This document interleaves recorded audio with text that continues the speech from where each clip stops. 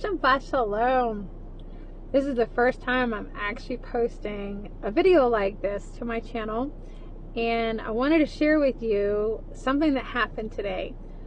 A little backstory is I've been doing a lot of healing, so that's the reason why I wanted to share with this today. So today I got triggered, and it's an interesting situation that triggered me. I was at synagogue, and we were during service, and one of the ladies, she's an older lady. I'm gonna call her Becky. Okay, I don't want to say her actual name, but her name is Becky, right?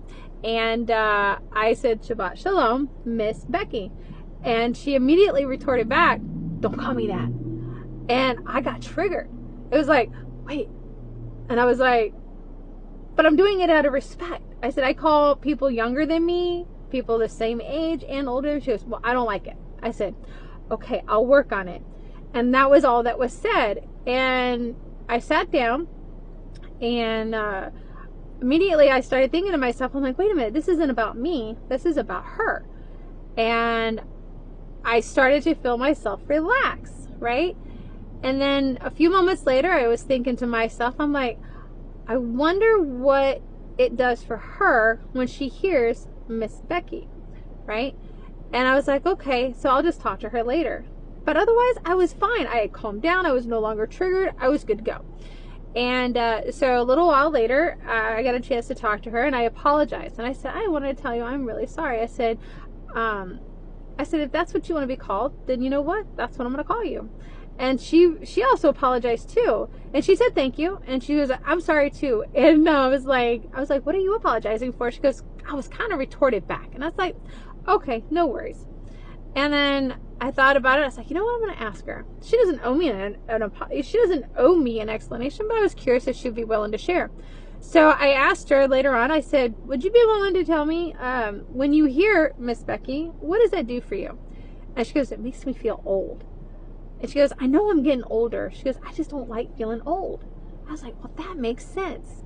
And I said, it had nothing to do with me and what I thought was a respectful thing.